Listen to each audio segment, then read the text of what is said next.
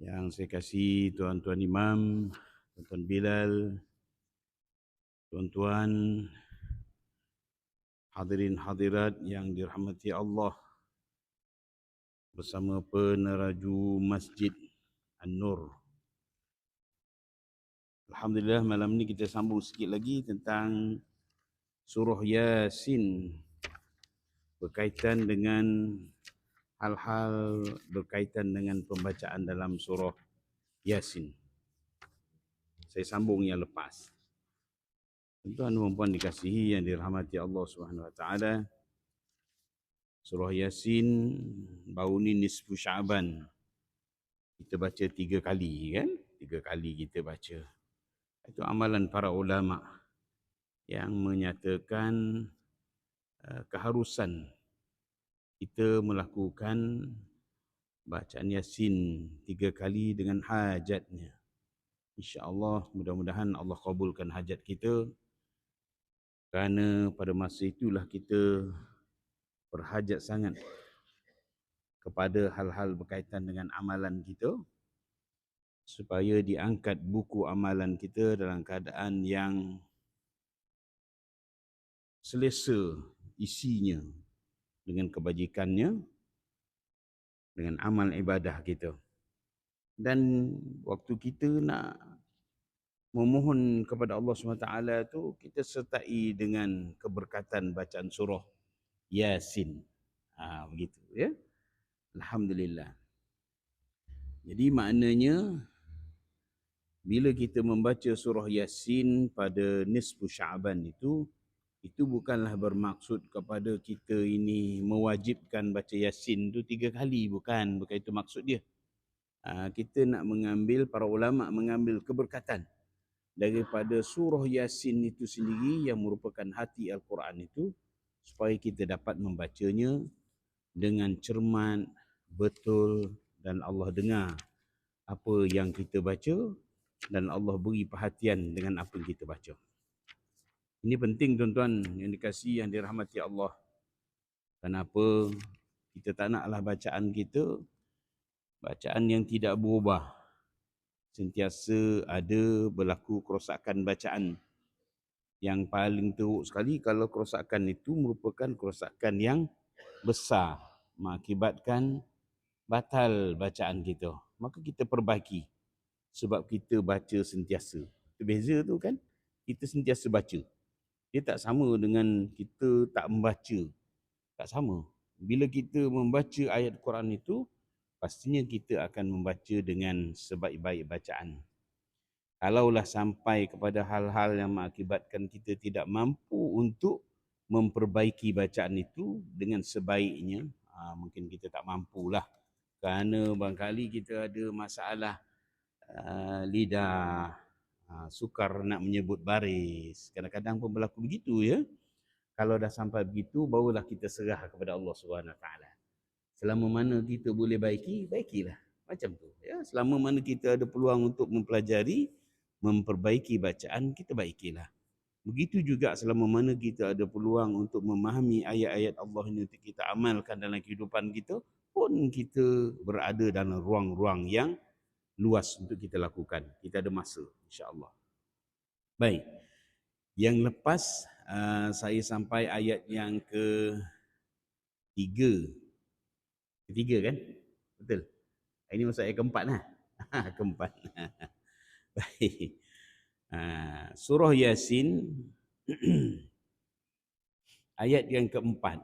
Bunyi dia a'udzubillahi minasyaitonirrajim. Ala siratim mustaqim. Ala yang pertama, kemudian siratim mustaqim. Bermula dengan huruf ain itu berbaris fathah bagi atas.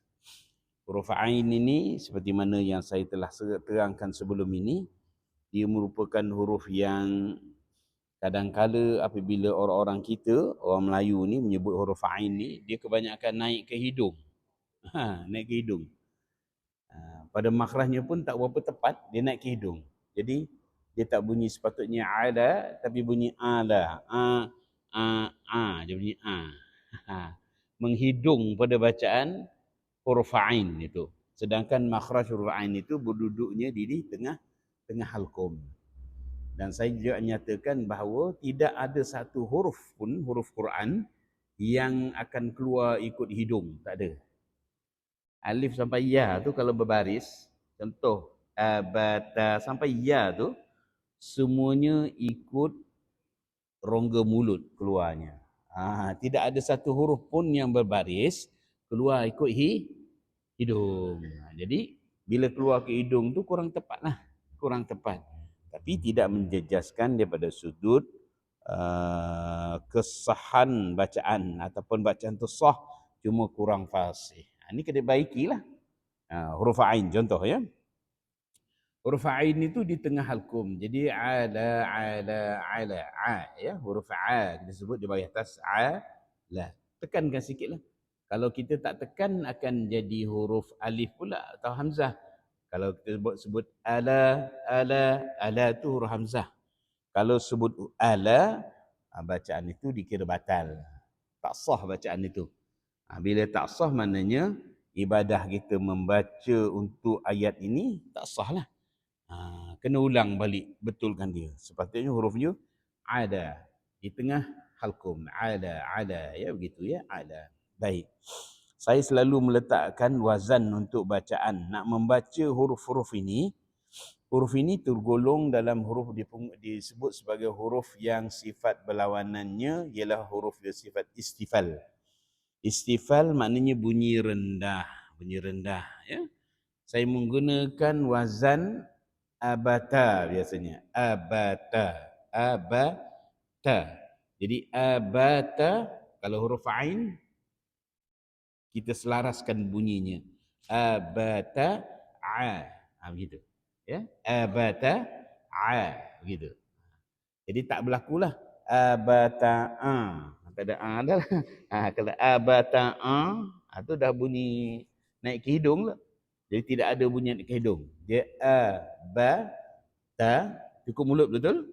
Abata bari fathah, bari atas hamzah ta. 3 huruf ni itu sebagai wazan. Tuan-tuan boleh berlatih lah. Contoh tuan-tuan nak sebut huruf ain bagi atas. Jadi abata jadi gitulah. Abata Jadi kalau bunyi begini abata tu dah keluarlah daripada garis dia. Tak tepatlah. Boleh ya? Baik, cuba tuan-tuan sebut abata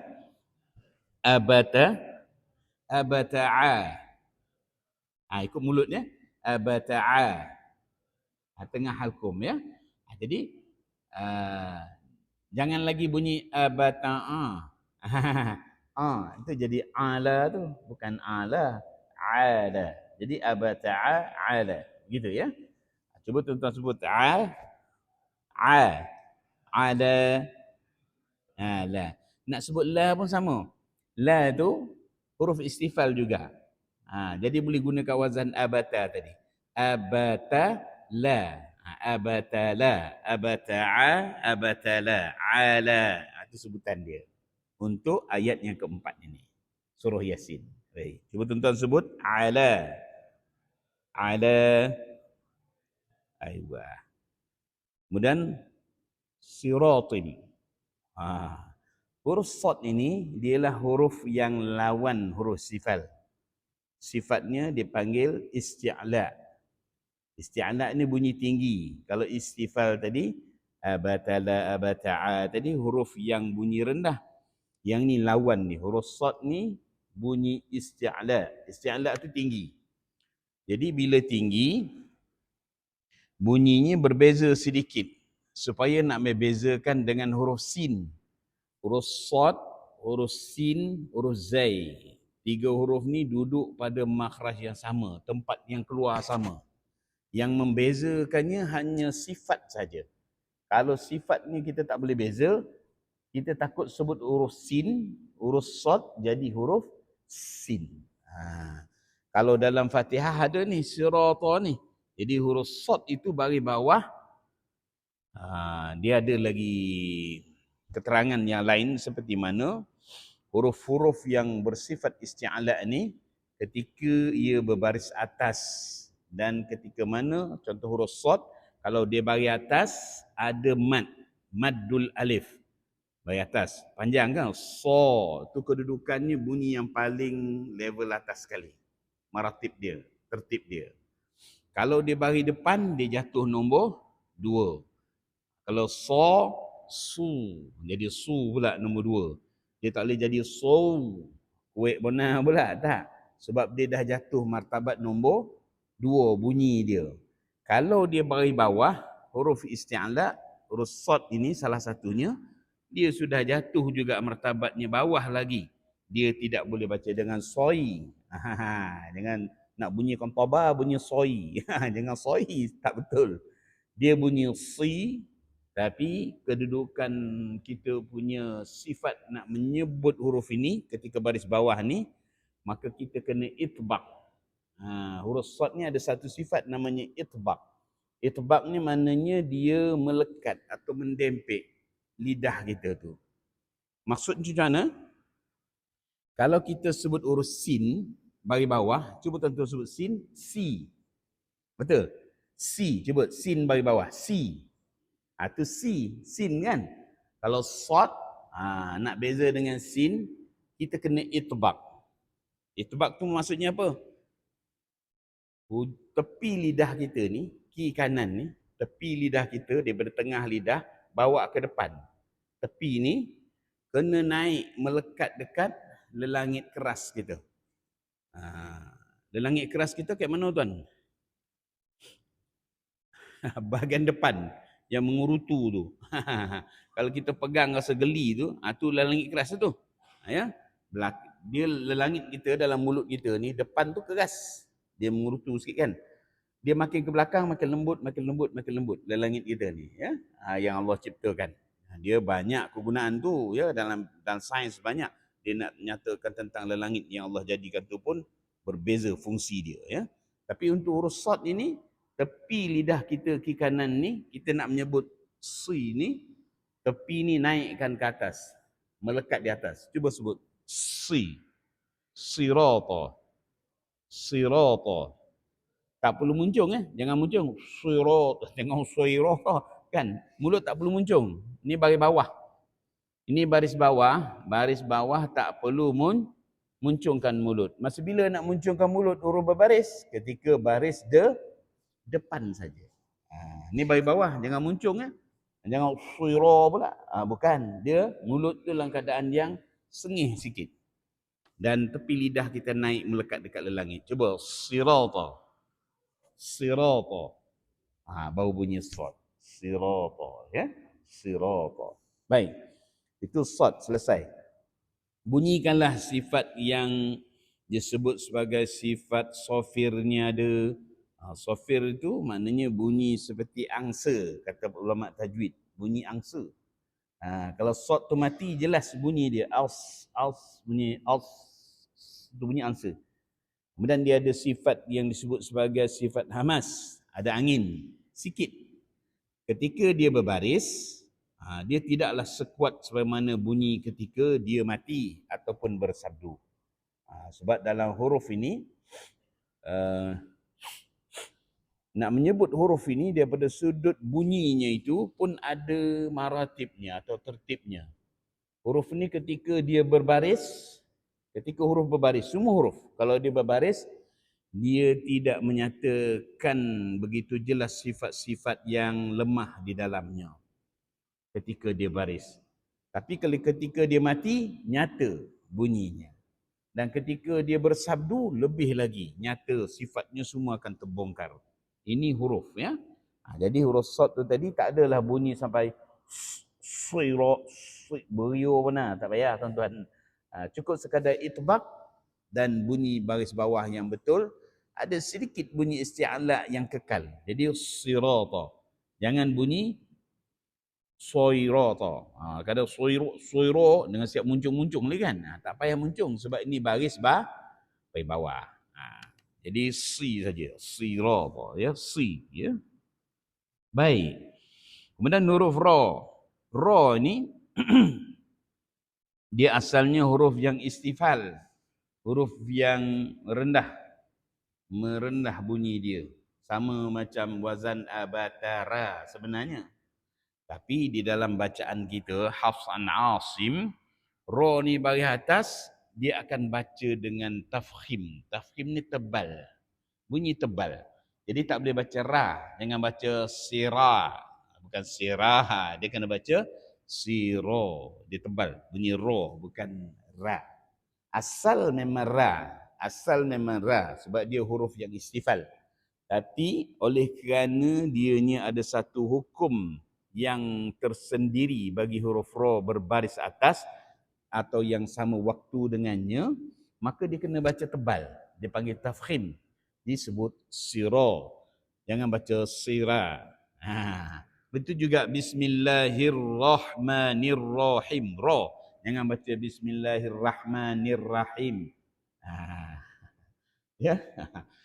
Begitu juga wazan menyebut Allah, menyebut Allah. Allah tu dalam hukum tajwid disebut sebagai maddut ta'zim, kan? Mad ta'zim. Tapi yang ditebalkan lam. Tebalkan lam itu, bunyi tebal lam itu sama seperti ra wazan dia. Contoh kita sebut ra, betul? Jadi lam tu jadi la. Dia sama wazan tu.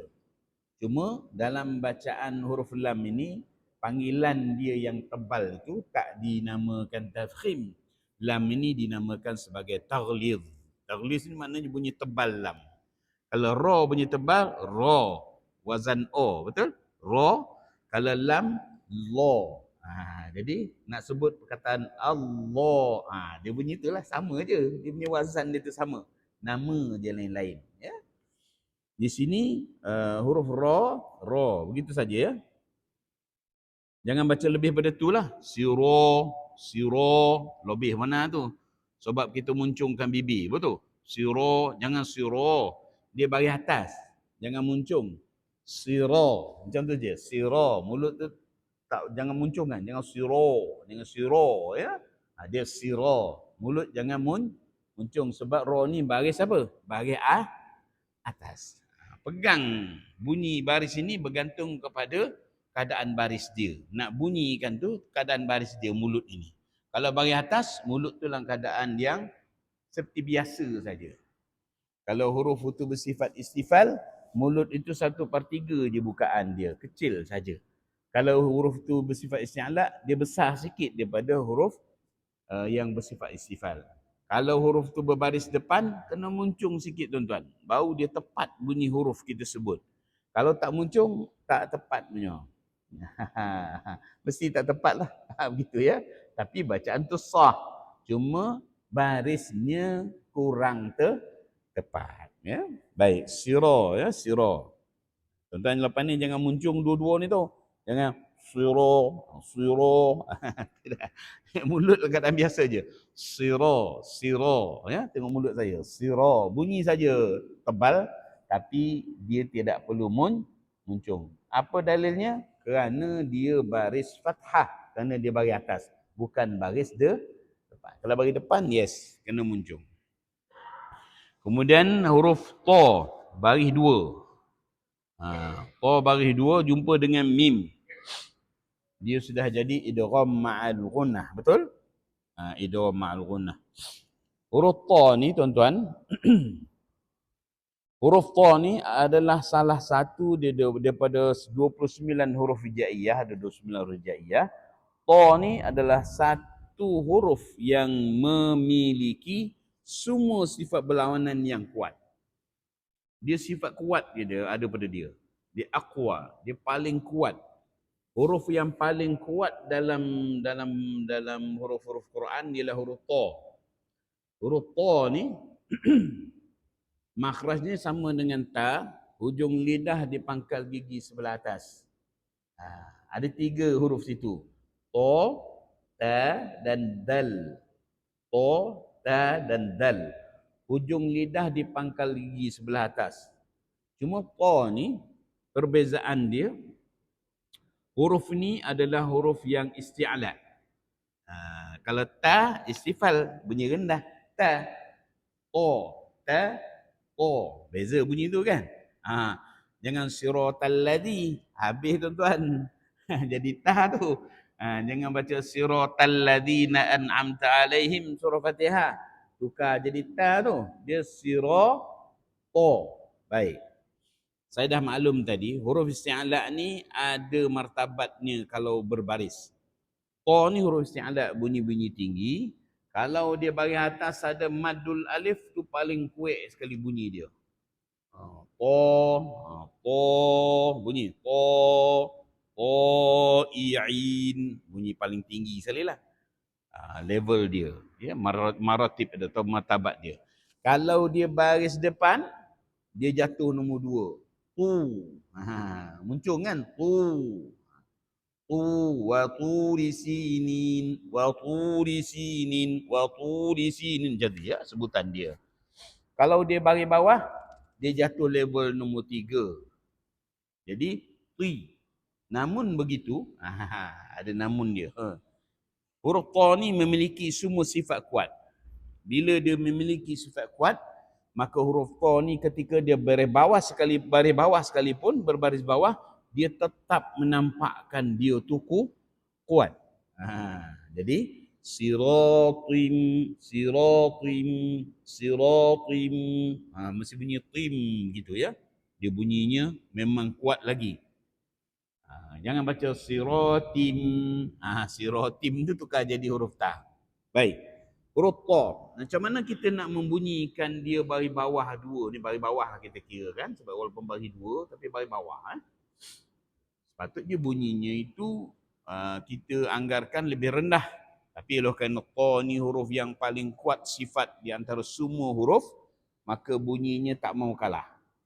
Jangan kalah ya. Siratim. Dia juga seperti huruf shad yang bersifat itbaq.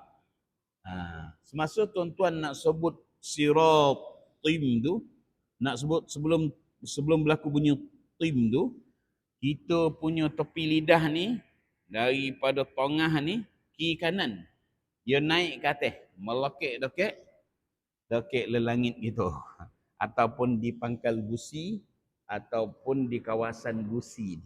Jadi cuba sebut siratim, cuba. Baru dia jadi siratim. Sebelum bunyi tim itu dia dah melekat dulu atas dulu. Baru masa tim lepaslah. Tapi masa nak pergi pada tim itu sebelumnya dia dah mula melekat di atas. Baru tepat bunyi huruf ta, ya. Siratim, cuba. Aywa. Baik, seterusnya dia ada mim, ada sabdu, betul? Ini ada berlaku idgham lah. Idgham ma'al ghunnah namanya. Macam mana nak bunyikan idgham ma'al ghunnah? Idgham ma'al ghunnah ini bunyinya adalah sederhana. Sebutan bagi bunyi ghunnahnya. Siratim. Cumanya mulut kena rapat. Mulut kena rapat. Bunyinya ringan. Semua bunyi itu masuk dalam khayshum. Siratim. Macam tu. Siratim. Gitu ya. Jangan buka mulut. Jangan siratim lebih kurang. Tak boleh. Dia kena tutup mulut. Kenapa? Kerana ini idgham kamil mim. Mim ni kan makhrajnya di bibir. Ketika kita nak sebut huruf mim, kita mesti tutup mulut kita. Betul? Jadi siratim. Ya. Serentak bunyi dengan gunnah itu waktu dia idgham. Siratim. Terus masuk ya. Jangan ada delay. Delay maksudnya siratim, tim. Ada lambik tu bunyi hon, dia tak mau. Jangan siratim. Itu bukan yang tu. Dia sebenarnya terus masuk. Siratim. Gitu ya. Yang kedua bunyi ti. Jangan bunyi ti. Jangan siratim. Bukan siratim. Siratim. Gitu ya. Baik. Kemudian mim sin. Mim dengan sin ni, mim bagi depan, sin tu mati, sukun. Jadi dia huruf istifal. Sebelumnya huruf isti'ala. Siratim. Jadi mus. Mus tu ringan saja. Mus gitu saja. Baik. Mim bagi depan, betul? Bagi depan kan? Jadi masa sebut mim itu, masa mus tu kena muncung sikit. Mus. Mus. Peringkat permulaan. Jangan kekal lah. Jangan mus. Tak betul. Mula je. Mus. Sin tu kembali seperti flat balik kita punya mulut. Ya. Mus. Begitu saja. Ya. Dan sin itu dibunyikan dia punya sifat istifalnya, dibunyikan bunyi hamasnya, bunyi angin ya, bunyi hamas, terlepas nafas itu mus. Dan juga dibunyikan bunyi sofirnya. Sofir itu apa? Bunyi unggasan. Jadi unggasan bagi sin bunyinya seperti ulama sebut seperti bunyi ular. Ular macam mana bunyi tuan-tuan? Tu ular kan? Jadi sin kalau mati kena bunyi tu. Mus, mesti. Siratim mus, mesti bunyi macam tu. Dia tak boleh tahan. Kerana sifat satu lagi dia panggil rokhawah. Rokhawah ni terlepas suara. Jangan tahan ya. Jangan siratim mus sikit je. Mustaqim tak edih. Habis. Siratim mustaqim. Habis bunyi. Mus. Begitu ya. Kita habiskan. Dan satu ayat je tuan-tuan, tak apa. Huruf berikutnya ialah ta. Jadi abatata. Jadi abatata lah bunyi ta ya. Jangan bunyi ta. Kadang-kadang bila dah siratim mustaqim, mustaqim jadinya. Bukan ta. Itu dalam surah Fatihah ada tu. Ihdinas siratal mesti ta. Jangan mustaqim, jangan mustaqim. Mustaqim. Begitu ya. Baik, menyita kemudian qaf. Qaf ya, qi. Qi. Qi ni qaf ni huruf isti'la juga, tapi bila baris bawah dia sudah jatuh standard nombor 3. Dia rendah bunyi dia. Tak boleh bunyi mustaqi salah. Jangan baca macam tu. Itu syibih kepada baris atas mustaqi, bukan mustaqi. Mustaqi. Okey. Cuba sebut mustaqi. Mustaqi. Makhrajnya dekat pangkal lidah tapi sebelah belakang. Huruf kaf depan. Takut bertukar jadi kaf. Kalau sebut mustaqi, tu kaf. Belakang sikit. Mustaqi. Begitu. Mustaqi. Ya? Qi. Jangan mustaqi. Tu kaf. Kalau tukar huruf, batal bacaan tuan-tuan. Fatihah ada ni. Ihdinas siratal mustaqim. Jaga-jaga. Jangan sampai tukar. Ya? Bagaimana nak bunyi dia? Qi tu. Ejaan Melayu je lah senang. Tuan-tuan eja QI. Kalau QI bunyi macam mana? Qi, betul?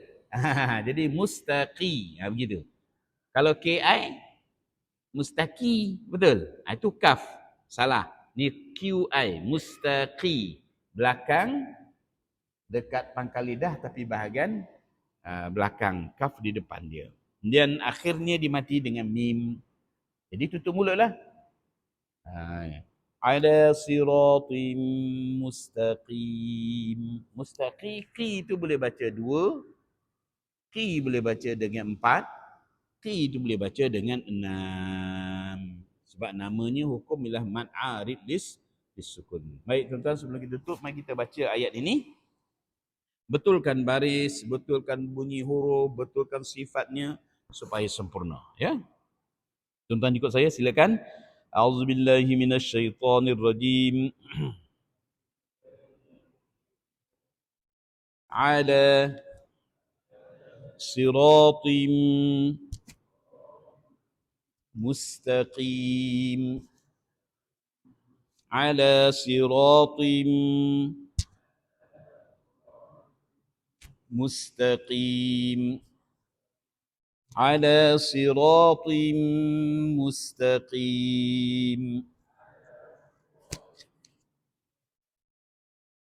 Baik, itulah cara membaca bagi ayat keempat yang memberi maksud kepada yang berada di atas jalan yang lurus, iaitu agama Islam.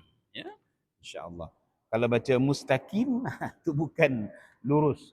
Itu bukan makna lurus, ya mustaqim. Ya. Yang lurus maknanya mustaqim, qaf bil qaf. Ya, jangan salah. Ya, insya-Allah kita perbaiki lagi sebutan-sebutan huruf khususnya bagi surah Yasin ini. Ini sebagai satu bimbingan supaya kita dapat memperelokkan lagi tahsin, memperelokkan lagi sebutan-sebutan huruf baris ayat dalam surah Yasin. Kenapa? Yasin ini memang dah jadi macam darah daging kita. Betul? Kita sentiasa dihidangkan dengan bacaan Yasin. Baik, tuan-tuan dikasihi yang dirahmati Allah, insya-Allah kita jumpa lagi pada masa akan datang. Mudah-mudahan sedikit perkongsian ini boleh memberikan meningkatkan kemahiran bacaan kita sehingga bacaan kita itu seperti mana ayat ini diturunkan kepada Nabi Muhammad sallallahu alaihi wasallam, insya-Allah.